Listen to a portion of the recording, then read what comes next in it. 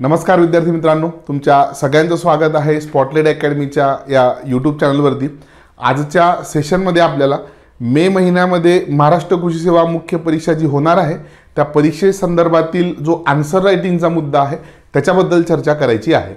खूप सारे विद्यार्थ्यांनी ऑलरेडी ऑप्शनलचे क्लासेस जॉईन पण केलेले आहेत किंवा खूप सारे विद्यार्थी असेही आहेत की ज्यांनी ऑप्शनलचे क्लास जॉईन केलेले नाहीत पण यापूर्वी 2 किंवा 3 मेन्स दिलेले आहे, त्यांचा थोडाफार अभ्यास झालेलाही आहे। ठीक आहे, सो तुम्ही क्लास करत असू द्या किंवा नसू द्या, खूप साऱ्या विद्यार्थ्यांची अडचण ही आहे की सर आन्सर रायटिंग नेमकं कसं करायचं। ठीक आहे, किंवा आत्तापर्यंत स्पॉटलाइट अकॅडमीला जे विद्यार्थ्यांचे कॉल रिसीव झाले आन्सर रायटिंग मेंटरशिपसाठीचे, त्या ठिकाणी खूप साऱ्या विद्यार्थ्यांचे प्रश्न हे सुद्धा होते की सर पेपर इव्हॅल्युएट करून तुम्ही जे सजेशन्स प्रोव्हाइड करणार आहात त्यात तुम्ही नेमकं काय करून देणार आहात। सो या सगळ्या प्रश्नांची उत्तर म्हणजे अगदी काय तर उत्तर कसं लिहावं, तर मेंटरशिप प्रोग्राममध्ये कुठल्या कुठल्या गोष्टी होणार आहेत या सगळ्यांसाठी मी तुम्हाला या ठिकाणी आज मेंटरशिपला ॲडमिशन झालेल्या एका विद्यार्थ्याचा प्रश्न दाखवणार आहे, त्याने तो कशा पद्धतीने लिहिलेला आहे आणि मी त्याचं कशा पद्धतीने इव्हॅल्युएशन करून दिलं आहे, त्याला कुठल्या कुठल्या सूचना किंवा सजेशन्स त्या ठिकाणी दिलेल्या आहेत। चला तर आपण आपल्या आजच्या सेशनकडे वळूयात। सो आजच्या सेशनचं नाव आहे उत्तर कसे लिहावे। चला, सो हा क्वेश्चन तुम्हाला या ठिकाणी दिसतोय बघा। ठीक आहे, हां ॲक्च्युली हा इव्हॅल्युएट केलेला आहे त्या मुलाला मी सजेशनसुद्धा त्या ठिकाणी दिलेले आहे। आता प्रश्न पहिल्यांदा व्यवस्थित वाचा। आन्सर रायटिंगमध्ये सगळ्यात महत्त्वाची गोष्ट असते प्रश्न व्यवस्थित वाचणं आणि त्याच्यानंतर प्रश्न समजून घेणं। प्रश्न समजला तर तुमचा तिसरा मुद्दा आहे की क्वेश्चनची डिमांड तुम्हाला समजते, म्हणजे क्वेश्चनमध्ये नेमकं विचारलेलं काय आहे येते तुमच्या लक्षामध्ये।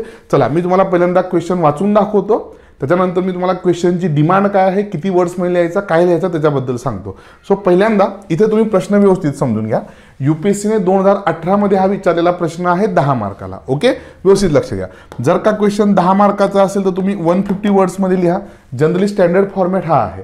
जर का तुम्हाला एमपीएससीने पुढे वर्ड लिमिट दिलं तर तुम्हाला ते वर्ड लिमिट फॉलो करावं लागेल, म्हणजे 10 मार्काला जर का एमपीएससी म्हटलं की 100 मार्कामध्ये लिहा तर ते तुम्हाला 100 मार्कात लिहावं लागेल। बट जनरली जो स्टँडर्ड फॉर्मॅट आहे त्यामध्ये आपण 10 मार्क्सचा जो क्वेश्चन आहे तो 150 वर्ड्समध्ये लिहितो, जो 15 मार्काचा क्वेश्चन आहे तो 225 वर्ड्समध्ये लिहितो, जो 20 मार्कर आहे तो आपण या ठिकाणी 300 वर्ड्समध्ये लिहितो। जर का तुम्हाला 5 मार्काचा क्वेश्चन आला तर तो तुम्ही 75 वर्ड्समध्ये लिहा। बेसिकली एका मार्काला तुम्हाला या ठिकाणी 15 वर्ड्स लिहावे लागतात। किती लिहावे लागतात? 15 वर्ड्स लिहावे लागतात। मग हा जो क्वेश्चन आहे तो तुम्हाला 10 मार्काला विचारला गेलाय आणि या 10 मार्काच्या क्वेश्चनमध्ये तुम्ही जर का बघितलं तर तुम्हाला 150 शब्द लिहावे लागतील। क्वेश्चन काय आहे? Describe global warming and it's impact on crop production. Okay, समजून घ्या। मी तुम्हाला काय म्हटलो, प्रश्न व्यवस्थित वाचा। प्रश्न व्यवस्थित वाचला तर प्रश्न व्यवस्थित समजेल आणि प्रश्न समजला तर काय होतं, तुम्हाला क्वेश्चनची डिमांड समजते। मग मी जर का या ठिकाणी व्यवस्थित बघितलं तर क्वेश्चन 2 सेगमेंटमध्ये दिलाय। डिस्क्राइब ग्लोबल वॉर्मिंग हा तुमचा पहिला सेगमेंट झाला आणि दुसऱ्या सेगमेंटमध्ये तुम्हाला काय विचारलेलं आहे, and it's impact on crop production. प्रश्न मी व्यवस्थित वाचला, प्रश्न मी काय करतोय व्यवस्थित वाचतोय, मी प्रश्न समजून घेतोय की क्वेश्चन 2 सेगमेंटमध्ये मला विचारलेला आहे। पहिल्या सेगमेंटमध्ये मला ग्लोबल वॉर्मिंग विचारले आणि दुसऱ्या सेगमेंटमध्ये मला काय विचारले तर क्रॉप प्रोडक्शनवरती त्याचा इम्पॅक्ट विचारलेला आहे। ठीक आहे, क्वेश्चन तुमचा 10 मार्काचा आहे। ओके, 10 मार्क म्हणजे 150 शब्द आहे। या 150 शब्दांमधले जवळजवळ मला 70 ते 75 शब्द कशाबद्दल लिहायचं आहे, ग्लोबल वॉर्मिंग बद्दल लिहायचं आहे। 2 सेगमेंटमध्ये ना क्वेश्चन, आणि उरलेला जो अर्धा भाग असेल उत्तराचा तो इम्पॅक्ट ऑन क्रॉप प्रोडक्शन मला त्या ठिकाणी लिहायचं आहे। Is that clear? प्रश्न वाचला, प्रश्न समजून घेतला, किती किती मार्काला काय काय लिहायचं हे मला या ठिकाणी कळालं। ठीक आहे, आता क्वेश्चनची डिमांड काय आहे तर क्वेश्चनची डिमांड कळते तुमची कीवर्ड्सवरून।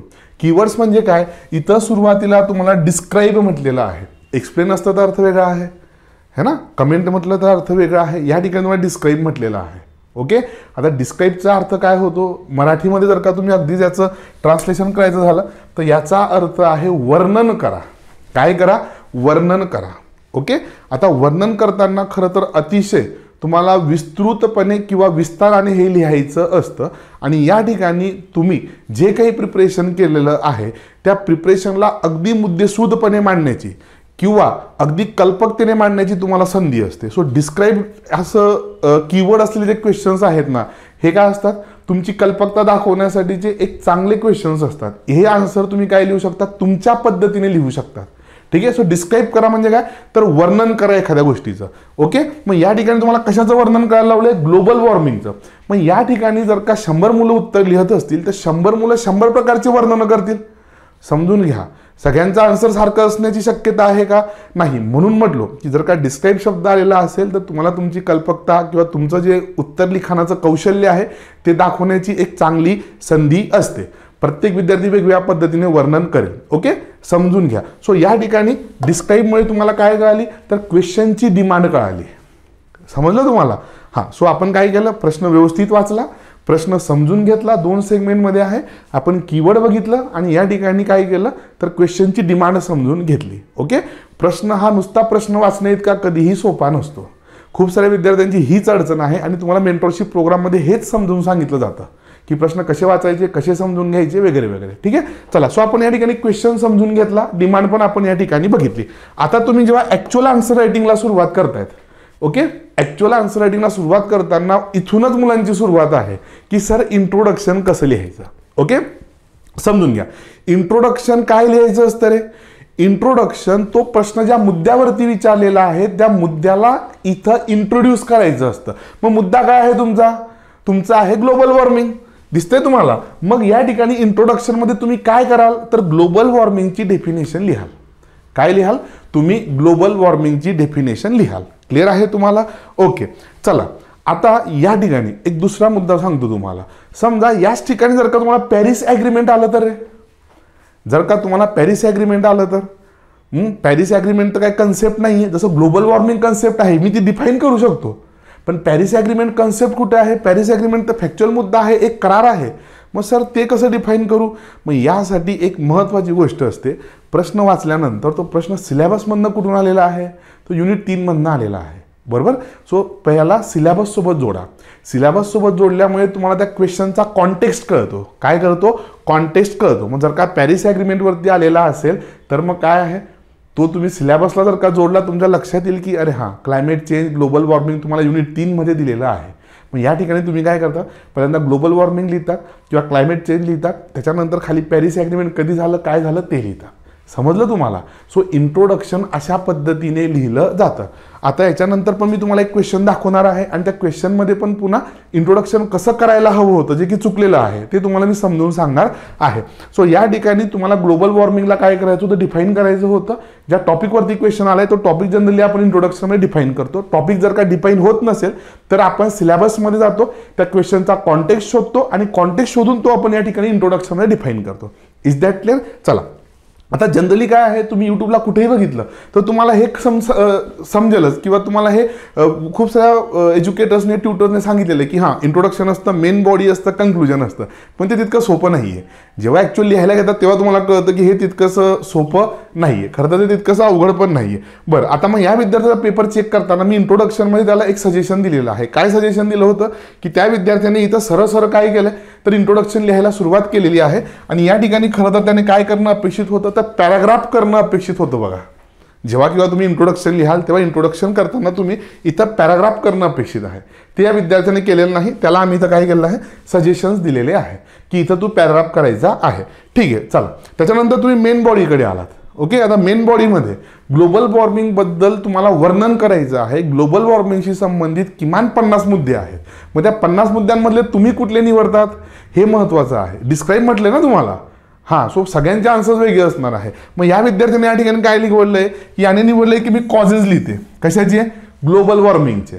चला ठीक आहे. कॉजेस लिहिताना मग क्लासिफिकेशन केलंय की ग्लोबल वॉर्मिंगचे मॅनमेड कॉजेस कुठले आहेत आणि त्याच्यानंतर नॅचरल कॉजेस कुठले आहेत. बरोबर. ओके. आता या ठिकाणी सुद्धा या विद्यार्थ्याला आपण काही सजेशन्स दिलेत. बघा, थोडं मी असं वरती करतो तुम्हाला जेणेकरून दिसेल. ओके. सो मॅनमेड कॉजेसमध्ये या विद्यार्थ्याने एकूण 5 कारणं लिहित ग्लोबल वॉर्मिंगसाठीचे आणि त्यातला पहिला या ठिकाणी कारण लिहिलं डिफॉरेस्टेशन. त्या डिफॉरेस्टेशनमधला डी स्मॉल काढलाय, जो की जनरली तुम्ही कॅपिटल काढणं अपेक्षित असतं. खरं तर अशा खूप मायनर गोष्टी असतात ह्या. ओके. या कन्सिडर अशा फारशा केल्या जात नाही. पण तुमच्यासारख्या ग्रॅज्युएट झालेल्या विद्यार्थ्यांनी ही मिस्टेक करणं, आता हे रायटिंग करत असताना होतं, हे काय जाणून बुजून केलेलं नाही, ते एवढ्या वेगात लिहित असताना हे होतं. पण तरीसुद्धा मी तिथे त्याला गोल केलेलं आहे. पुढचं बघा, युजेस ऑफ व्हेकल्स हे दुसरं कारण लिहिलंय विद्यार्थ्याने. कशाचं, तर ग्लोबल वॉर्मिंगचं. आता खरं तर या ठिकाणी शब्दांची योग्य निवड करणं काय आहे, अपेक्षित आहे. Uses of vehicles. Which vehicles, जे फॉसिल फ्युएल्सवरती चालत आहेत ते व्हेकल्स, इलेक्ट्रिक व्हेकल्स रिस्पॉन्सिबल आहे का? इलेक्ट्रिक व्हेकल्स कुठे रिस्पॉन्सिबल आहे? सो या ठिकाणी या विद्यार्थ्याने यूज ऑफ व्हेकल्स असं न लिहिता बर्निंग ऑफ फॉसिल फ्युएल्स असं लिहायला पाहिजे, तेव्हा ते काय आहे ॲप्रोप्रिएट होईल. म्हणून काय केलं या ठिकाणी मी त्याला फॉसिल फ्युएल्स असं सजेशन दिलेलं आहे. तिसरं कारण काय लिहिलंय? क्लोरोफ्लोरोकार्बन्स. काय लिहिलंय? क्लोरोफ्लोरोकार्बन्स. आणि मग इथं त्याला पुढे सजेस्ट केलं की एखादं एक्झाम्पल देता आलं तर देऊन टाका. ठीक आहे. खालच्या याच्यावरती जर का आले तर तुम्ही लिहिले की इंडस्ट्रियल डेव्हलपमेंट. चला ठीक आहे. इंडस्ट्रियल डेव्हलपमेंटमुळे काय होतं? पोल्युशन वगैरे होतं, त्याच्यामुळे पण काय होतं? ग्रीनहाऊस गॅसेसचं प्रमाण वाढतं आणि ते ग्लोबल वॉर्मिंगला रिस्पॉन्सिबल ठरतं. पाचवा मुद्दा लिहिला आहे ॲग्रिकल्चर. आता ॲग्रिकल्चर जर का क्लायमेट चेंजसाठी किंवा ग्लोबल वॉर्मिंगसाठी रिस्पॉन्सिबल आहे तर किमान खाली एक एक्झाम्पल देणं तुम्ही अपेक्षित आहे. जसं की पॅडी कल्टिवेशनमधून काय होतंय तर मिथेन वायू बाहेर पडतोय आणि मिथेन वायू हा काय आहे? ग्रीन हाऊस गॅस आहे. तो काय करतोय तर सोलर रेडिएशन आणि टेरेस्ट्रियल रेडिएशन ॲब्झॉर्ब करून तो पृथ्वीचं तापमान वाढवण्याचं काम करतो आहे. मग इथे पुन्हा सजेशन दिलेलं आहे की ॲग्रिकल्चर लिहिताना खाली काय लिहा तर मिथेन आणि पॅडी कल्टिवेशनचं एक्झाम्पल द्या. आलं लक्षामध्ये? सो हा झाला त्यांचा इकडचा कॉलम, म्हणजे मॅनमेड कॉजेस जे होते ग्लोबल वॉर्मिंगचे, आणि इथं आपण त्यांना जवळजवळ 3-4 सजेशन्स दिलेले आहेत. त्याच्यानंतर जो कॉलम 2 होता त्याच्यामध्ये त्यांनी नॅचरल कॉजेस लिहिले होते. या नॅचरल कॉजेसमध्ये व्हॉल्कॅनो, वॉटर वेपर, मेल्टिंग, हे आहे पर्माफ्रॉस्ट किंवा फॉरेस्ट ब्लेज, हे सगळे कारण या ठिकाणी योग्य आहे. त्याचं आपण कुठलेही सजेशन्स दिलेलं नाही. चला आता पुढे जाऊयात. प्रश्न न समजणं किंवा क्वेश्चनची डिमांड न समजण्यातनं काय गडबड होती हे तुम्हाला लक्षात येईल बघा. प्रश्न काय विचारला होता? Describe global warming. ठीक आहे, डिस्क्राईब केलं, ग्लोबल वॉर्मिंगची डेफिनेशन लिहिली, कॉजेस लिहिले. ठीक आहे. पुढे काय विचारलंय? इम्पॅक्ट ऑन क्रॉप प्रोडक्शन, की क्रॉप प्रोडक्शन पिकांच्या उत्पादनावरती याचा काय परिणाम होणार आहे. बरोबर. तर विद्यार्थ्यांनी काय केलं ते तुम्हाला दाखवतो बघा. या ठिकाणी इफेक्ट ऑफ ग्लोबल वॉर्मिंग लिहिलंय. काय लिहिलंय की ग्लोबल वॉर्मिंगचे परिणाम काय होणार आहे. इथं लिहिलंय की राईज इन टेम्परेचर, म्हणजे काय तर टेम्परेचर कसं वाढेल. इथं पण त्याला आपण एक सजेशन दिलेलं आहे. त्याच्यानंतर या ठिकाणी थोडी खाडाखोड झालेली आहे, त्याला आपण गोल केलेला आहे, खाडाखोड झाली नाही पाहिजे. दुसरा मुद्दा लिहिलाय की क्लायमेट चेंज होईल. आता खरं तर हे लिहिणं अपेक्षित आहे का? हे तर सगळ्यांना माहित आहे. क्लायमेट चेंजमुळे काय होणार आहे हे तुम्ही या ठिकाणी लिहिणं अपेक्षित आहे, किंवा राईज इन टेम्परेचर झाल्यामुळे काय होईल तर ते तुम्ही या ठिकाणी लिहायचं आहे. मग या ठिकाणी दुष्काळ येऊ शकतात का, किंवा खूप जास्त पाऊस येऊ शकतात का, येते तुमच्या लक्षात. हे सगळं तुम्ही इथं लिहायचं आहे. मग ग्लेशियर्स मेल्ट होतील का, किंवा ट्रॉपिकल रिजन मधल्या प्रोडक्शनवरती काय परिणाम होईल, टेम्परेट रिजन मधल्या प्रोडक्शनवरती काय परिणाम होईल, हे काहीच लिहिलेलं नाही. काय लिहिलं? ग्लोबल वॉर्मिंगचे तुम्ही इथं इफेक्ट लिहिलेले आहे, जे की तुम्ही इम्पॅक्ट लिहिणं अपेक्षित होतं, हे त्या ठिकाणी लिहिलेलं नाही. आणि जर का तुम्ही सेकंड पेज या ठिकाणी टर्न केलं तर तुमच्या लक्षात येईल या विद्यार्थ्यांनी इथं काय केलंय, स्प्रेड ऑफ डिसीजेस लिहिले पुढे, की कुठले कुठले जर का ग्लोबल वॉर्मिंगमुळे टेम्परेचर वाढलं तर कुठले कुठले डिसीजेस या ठिकाणी पसरतील याबद्दल उल्लेखही केलेला नाही. फक्त एवढं म्हटलंय काय तर डिसीजेसचं प्रमाण वाढेल. अरे पण कुठले डिसीजेस, काय डिसीजेस, किमान 1-2 एक्झाम्पल देणं अपेक्षित आहे ना, येते लक्षामध्ये. हां, आता काय होतं की आन्सर रायटिंग जेव्हा तुम्ही कराल तेव्हा तुम्ही काहीतरी पहिला दुसरा आन्सर लिहाल, कसं तरी इकडून तिकडून बघून लिहाल ना, कसंही असेल लिहा, बघून लिहा, तुम्हाला अजून इतर गोष्टी कसं लिहायचं ते लिहा. ठीक आहे, पण तुम्ही लिहा. आणि लिहिल्यानंतर मग ते आपण वाटतं की हां मी एकदम बरोबर लिहिलं आहे, मग तुम्ही मला चेक करायला पाठवा, मग मी तुम्हाला सांगतो तुमच्या कुठे कुठे चुका त्या ठिकाणी झालेल्या आहेत. जनरली आपण मेंटरशिप प्रोग्राममध्ये हेच करून घेतोय. येते लक्षामध्ये. तुम्ही आन्सर लिहितायत, मी तुम्हाला इव्हॅल्युएशन करून देतोय आणि त्याच्यामध्ये तुम्हाला सजेशन सुद्धा प्रोव्हाइड करतो आहे की तुम्ही काय लिहायचं आहे आणि काय नाही लिहायचं आहे. त्याच्यानंतर पुढचं बघा, या ठिकाणी काय केलंय, ग्लोबल वॉर्मिंगची इम्पॅक्ट लिहिलेले आहेत क्रॉप प्रोडक्टिव्हिटीवरती. इथंच पेपर संपलाय. तुम्हाला की सर पेपर कसा संपलाय, इथं मुद्दे रिपीट होत आहेत. इथं काय लिहिलेलं आहे की higher CO2 level can affect crop will reduce grain quality, की ग्रेन क्वालिटी जी आहे CO2चं प्रमाण वाढल्यामुळे ती काय होणार आहे, खराब होणार आहे. खरं तर तुम्ही मागचे जे मुद्दे लिहिलेत ना की तापमान वाढेल किंवा त्याच्यानंतर हवामान बदलणार आहे, रोग वाढणार आहे, हे मुद्दे आणि हे मुद्दे एकत्र करून लिहायचे आहेत. काय केलं, सेपरेट लिहिलं, वर्ड लिमिट वाढून गेलं आणि जे लिहायचं ते तुमचं इथे आलेलंच नाहीये. सो इथे तुम्हाला इम्पॅक्ट लिहिताना सगळ्यात पहिले काय लिहायचं होतं, सगळ्यात पहिले सिंपल गोष्ट आहे की टेम्परेचर वाढणार आहे ग्लोबल वॉर्मिंगमध्ये. इव्हन आपण ग्लोबल वॉर्मिंग तसं डिफाईन करतोय ना, and increase in average temperature of earth is known as global warming. पृथ्वीच्या सरासरी तापमानामध्ये झालेली वाढ म्हणजे हवामान बदल आहे किंवा जागतिक तापमान वाढ आहे, मग पृथ्वीचं सरासरी तापमान आहे 14 डिग्री सेल्सिअस, ते 14 वरनं 15 डिग्री सेल्सिअस झालंय, म्हणून तर चिंता वाढली ना. मग टेम्परेचर वाढल्यामुळे काय काय होणार आहे ती इथं तुम्ही लिहायचं आहे की टेम्परेचर वाढल्यामुळे खूप जास्त पाऊस पडू शकतो, त्याच्यामुळे पुराच्या घटना होऊ शकतात, पिकांचं नुकसान होऊ शकतं आणि ॲग्रिकल्चर प्रोडक्शन कमी होऊ शकतं. व्हेरॅज तापमान वाढल्यामुळे ही दुष्काळाचं प्रमाण सुद्धा वाढू शकतं आणि दुष्काळाचं प्रमाण जर का वाढलं तर तरी सुद्धा काय होऊ शकतं, या ठिकाणी तुमचं ॲग्रिकल्चर प्रोडक्शन कमी होऊ शकतं. ग्रीनहाऊस गॅसेसचं जर का प्रमाण वाढलं तर कार्बन डायऑक्साईडचं प्रमाण वाढून जाईल आणि कार्बन डायऑक्साईडचं प्रमाण जर का वाढलं तर जी ग्रेनची क्वालिटी आहे ती खराब होऊन जाईल. किंवा तापमान वाढल्यामुळे मग काय होणार आहे तर जे वीड्स आहेत, ठीक आहे, किंवा जे इन्सेक्ट्स आहेत त्यांची ग्रोथ अगदी पटकन होणार आहे आणि त्याच्यामुळे ॲग्रिकल्चर प्रोडक्शन कमी होणार आहे. हे सगळं तुम्ही इथे लिहायचं होतं, पण तुम्ही काय केलंय, तुम्ही इम्पॅक्ट वेगळे लिहिलेत आणि इफेक्ट वेगळे लिहिलेत. आता मला सांगा 10 मार्काचा हा क्वेश्चन आहे, या 10 मार्काच्या क्वेश्चनला तुम्हाला किती मार्क्स मिळतील रे? जर का तुम्ही माझं वैयक्तिक ओपिनियन घ्याल त्याला 3-3.5 मार्काच्या वरती तुम्हाला मार्क्स मिळणार नाही. आणि तुम्हाला असं वाटतं की हो सर मी एकदम व्यवस्थित लिहून आलोय आन्सर आणि सर खूप चांगला गेलाय पेपर, मी कंप्लीट केलाय ना, तू एक्झाम्पल्स पुट केलेत ना, तुला प्रश्न समजलाय ना, तुला डिस्क्राईबचा अर्थ माहिती आहे, तुझं चाललंय नुसतं पुढे पुढे पुढे, हे कॉलेजचे पेपर नाही आहेत. हे या ठिकाणी तुम्हाला समजून घ्यावं लागणार आहे. एक व्यक्ती तुमचा पेपर चेक करणार नाहीये, हे पण तुम्ही या ठिकाणी लक्षात घ्या. आता पुढे आपण या विद्यार्थ्याला अजून काही सजेशन्स दिलेत बघा, ते पण मी तुम्हाला दाखवतो. कॉन्टेक्स्ट तर पूर्ण चुकलाय, त्याबद्दल जाऊ दे, मी फार बोलणार नाहीये. इथं त्याने टिंब केलेत. आता हे टिंब कशासाठी पाहिजे? तुम्ही आयोगाचं नोटिफिकेशन वाचलं का? स्पेशल कॅरेक्टर्सला मिनिंग असतात.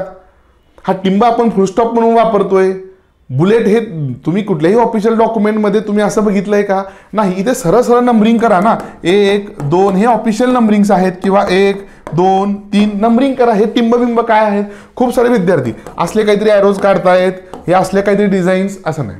स्पेशल कॅरेक्टर्सला मिनिंग आहे आणि मिनिंग असलेले स्पेशल कॅरेक्टर्स त्या ठिकाणी तुम्ही वापरले पाहिजे.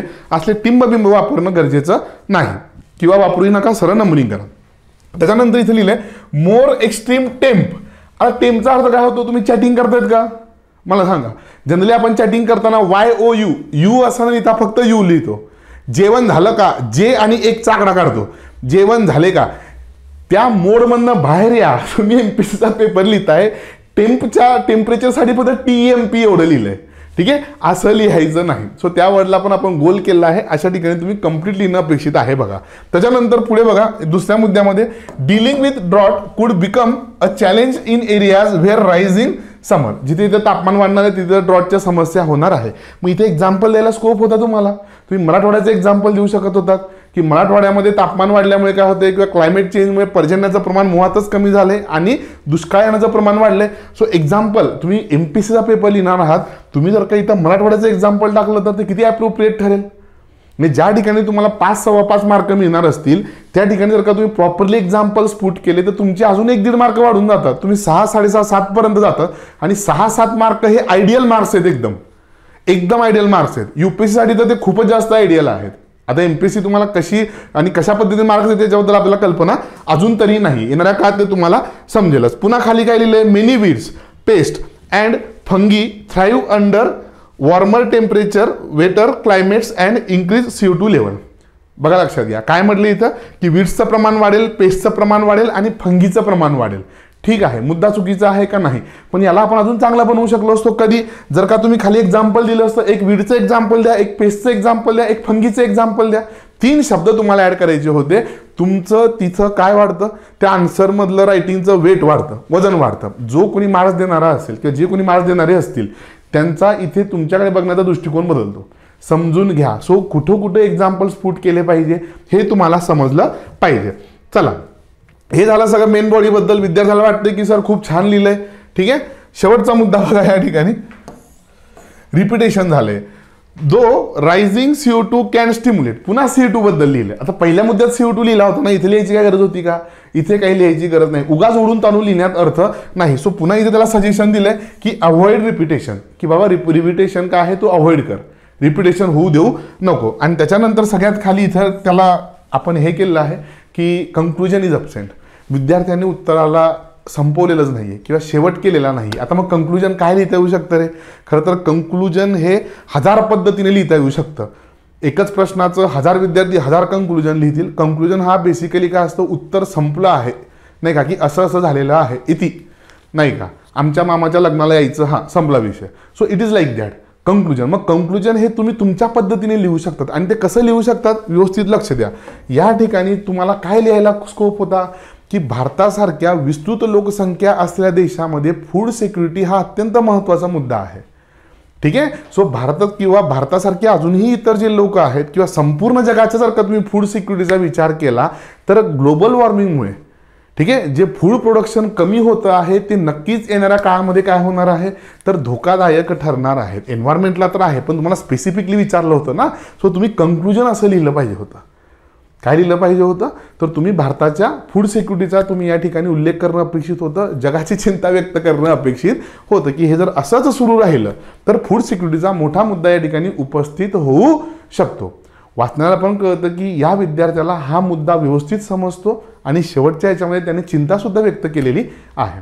ठीक आहे. किंवा मग या ठिकाणी अजून वेगळ्या पद्धतीने लिहू शकलो असतो का 100%. एखादा ग्लोबल इनिशिएटिव्ह किंवा ॲग्रीमेंट लिहू शकला असतात किंवा day by day climate change जे आहे किंवा ग्रीन हाऊस गॅसेसचं इमिशन वाढत चाललेलं आहे आणि राष्ट्रीय तसेच आंतरराष्ट्रीय पातळीवरती ज्या वेगवेगळ्या देशांनी एकत्र येऊन किंवा आपल्या देशाने एकत्र येऊन काय केलेलं आहे तर असे XYZ नावाचे इनिशिएटिव्ह सुरू केलेले आहे आणि येणाऱ्या काळामध्ये नक्कीच याच्यामुळे काय होणार आहे तर ग्रीन हाऊस गॅसेसचं इमिशन कमी व्हायला हेल्प होणार आहे. दिस शुड बी युअर कंक्लुजन. हे सुद्धा तुमचं कंक्लुजन असू शकतो. सो मग तुम्ही एखादा ग्लोबल इनिशिएटिव्ह लिहा किंवा भारताची एखादी पॉलिसी लिहा ग्रीन हाऊस गॅसेस कमी होण्यासाठी किंवा तुम्ही फूड सिक्युरिटीबद्दल लिहा. सो वेगवेगळ्या पद्धतीने कंक्लुजन लिहिता येऊ शकतं आणि हेच सांगण्याचं काम आमचं आहे. आन्सर रायटिंग मेंटॉरशिप की बा हे लिही, इंट्रोडक्शनमध्ये हे लिही, मेन बॉडीत हे लिहायचं आहे, कंक्लुजन तुला असं करायचं आहे, वर्ड लिमिट कसं फॉलो करायचं आहे, डायग्राम्स कशा काढायच्या आहेत, इथे लक्षामध्ये. ओके. सो तुम्हाला जर का मेंटरशिप प्रोग्रामबद्दल अजून जास्त जाणून घ्यायचं असेल तर तुम्ही टीम स्पॉटलाईटला संपर्क करू शकता. टीम स्पॉटलाईट तुम्हाला माझ्याशी कनेक्ट करून देईल आणि त्याबद्दल आपण चर्चा करू शकतो. ठीक आहे. चला हा पुढचा क्वेश्चन बघा रे. सेम स्टुडंट आहे, आज दुपारी झालेला प्रश्न आहे आणि त्या विद्यार्थ्याच्या परवानगीनेच तुमच्यासमोर हा दाखवत आहे. त्याच्यामध्ये त्याच्यावरती नाव लिहिलेलं नाही आहे. ठीक आहे ना. तुम्हाला की सर हा एखाद्याच्या गुप्ततेचा जो अधिकार आहे, ठीक आहे, राईट टू प्रायव्हसीचा हा हनन आहे असं नाही आहे. त्या विद्यार्थ्याच्या परवानगीनेच तुम्हाला मी हा पेपर दाखवत आहे. सो इथं बघा, आता हा पेपर मी अजून इव्हॅल्युएट केलेला नाही आहे, बरोबर का नाही. पण आत्ता याच्यापूर्वी तुम्हाला एक पेपर इव्हॅल्युएट करून दाखवला. हां, तो जो एक पेपर मी इव्हॅल्युएट केला आहे, इथं मी तुम्हाला सांगतो की हा पेपर मी वाचून दाखवत असताना तुम्ही याच्यात काय काय चुकलेलं आहे हे तुम्ही मला सांगाल. बघा, सगळ्यात पहिले काय सांगितलेलं आहे, शांत डोक्याने सगळ्यात पहिले प्रश्न व्यवस्थित वाचणे. पहिला टप्पा आहे प्रश्न व्यवस्थित वाचणे.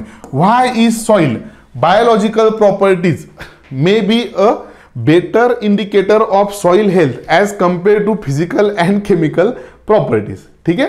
सॉइलच्या वेगवेगळ्या प्रॉपर्टीज असतात आणि त्याच्यामध्ये विचारलंय की तुम्हाला की ज्या बायोलॉजिकल प्रॉपर्टीज आहेत त्या काय आहेत तर खूप चांगल्या इंडिकेटर आहेत किंवा खूप जास्त दर्शक आहे. कशाच्या तर याच्या सॉइलच्या हेल्थच्या. ठीक आहे. सो 3 प्रॉपर्टीजमध्ये तुम्हाला इथे जस्टिफाय करायचं होतं की बायोलॉजिकल प्रॉपर्टीज ह्या कशा पद्धतीने चांगल्या आहेत किंवा कशा पद्धतीने ते ॲक्च्युअल हेल्थबद्दल सॉइलच्या हेल्थबद्दल इंडिकेट करतात. ठीक आहे. प्रश्न व्यवस्थित समजून घ्या. आता क्वेश्चन कुठल्या टॉपिकवर विचारलाय रे. Topic is soil. सो तुम्ही इंट्रोडक्शनमध्ये काय लिहिलं पाहिजे होतं.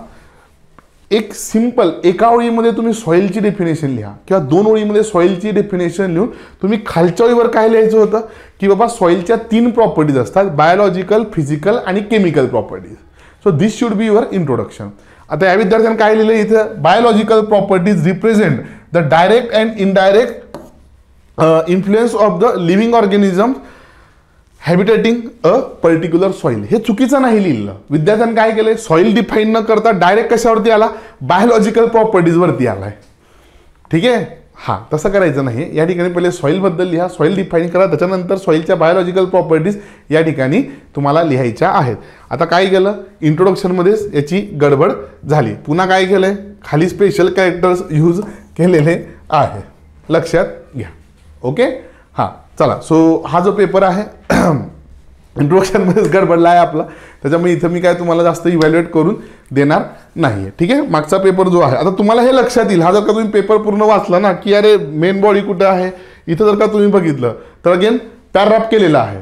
का, कारण की मागच्या आन्सरमध्ये सजेस्ट केलं होतं की बाबा तुला इथं पॅराग्राफ करायचा आहे, इथं त्याने पॅराग्राफ केलेला आहे अगदी व्यवस्थित. पण खाली जर का तुम्ही आलात तर या ठिकाणी मग काय आहे, most of the properties require, पुन्हा मुद्दे भरकटलेले आहेत. येते किंवा खूप साऱ्या ठिकाणी रिपिटेशन पण झालेलं आहे. म्हणजे जेव्हा मी हा पेपर इव्हॅल्युएट करून देईल, पुन्हा एकदा इव्हॅल्युएट करत असताना मी त्या विद्यार्थ्याला त्या गोष्टी सजेस्ट करणार आहे. चला, so thank you so much. I hope की तुम्हाला याच्यातनं बऱ्याचशा गोष्टी क्लिअर झाल्या असतील. अजून सुद्धा काही सेशन्स मी तुमच्यासाठी इथं घेऊन येणार आहे आणि याच विद्यार्थ्याच्या परवानगीने तुम्हाला याचे अजून काही पेपर्स दाखवणार आहे, जेणेकरून तुम्हाला हेल्प होणार आहे. ज्या विद्यार्थ्यांना मेंटरशिप प्रोग्राम जॉईन करायचा आहे त्यांनी मेंटरशिप प्रोग्रामचा एक सेपरेट व्हिडिओ आहे, तो त्या ठिकाणी बघायचा आहे. तुम्हाला सुद्धा आन्सर लिहिताना जर का अडचणी येत असतील तर हा आन्सर रायटिंगचा मेंटरशिप प्रोग्राम जो आहे तो तुम्ही जॉईन करू शकता. ठीक आहे, चला, सो थँक्यू सो मच. काही शंका असतील, अडचणी असतील तर टीम स्पॉटलाईटला संपर्क करा.